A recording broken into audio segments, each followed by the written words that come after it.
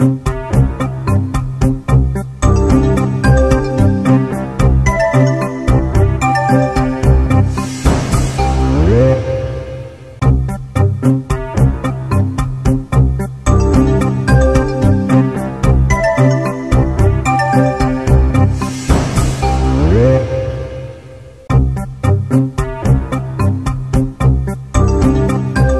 ডেকেছেন স্যার? আমি একটা সমস্যায় পড়েছি। কি হয়েছে স্যার? আমাকে এই বোর্ডিং সুপারিনটেন্ডেন্টদের যেমন খুশি সাজো প্রতিযোগিতায় অংশ নিতে হবে, বুঝলি? এই তো খুব ভালো ব্যাপার স্যার, আমরা আপনাকে সাহায্য করতে পারি। হ্যাঁ, বাহ, তা বেশ বেশ। তো কি করবি? এমন মেকআপ করিয়ে দেবো যে প্রথম পুরস্কারটা আপনার।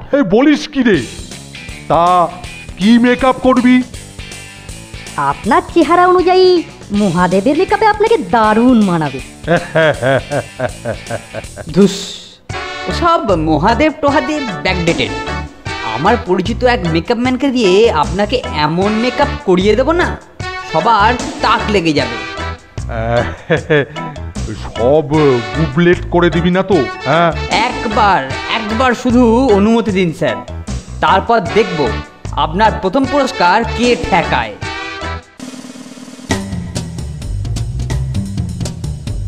তোমাকে যা যা বলেছি ঠিক তেমনটি করে দেবে ফেটকুদা। আগে ফিনিশ করি, তারপর দেখবি।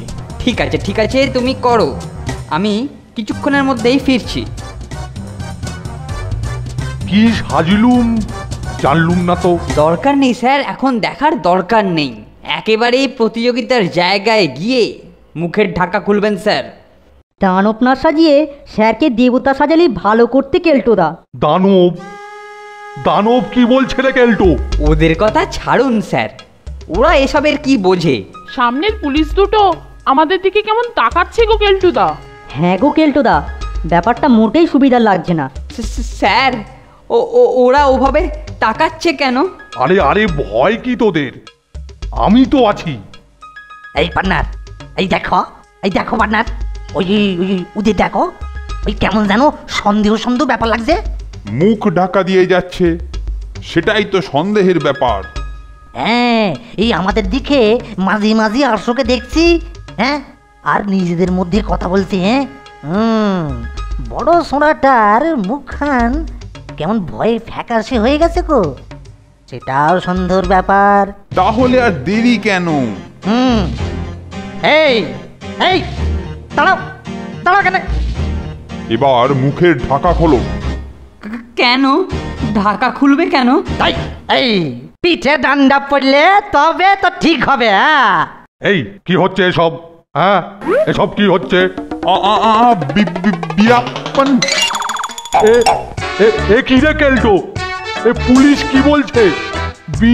বীরাপ্পান কোথায়? কেটে পড়নটে, হাওয়া গরম। এ কি রে?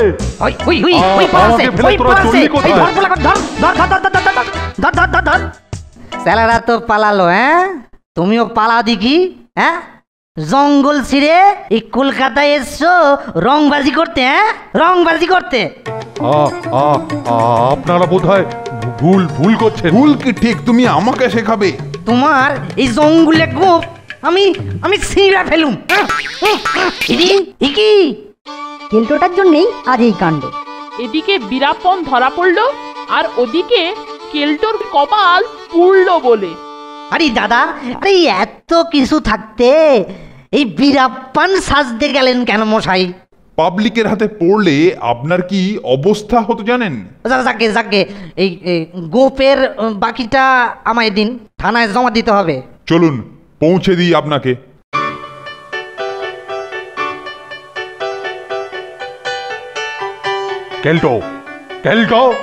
কেল্টো লুকোবি না, বেরিয়ে আয় বলছি, বেরিয়ে আয়।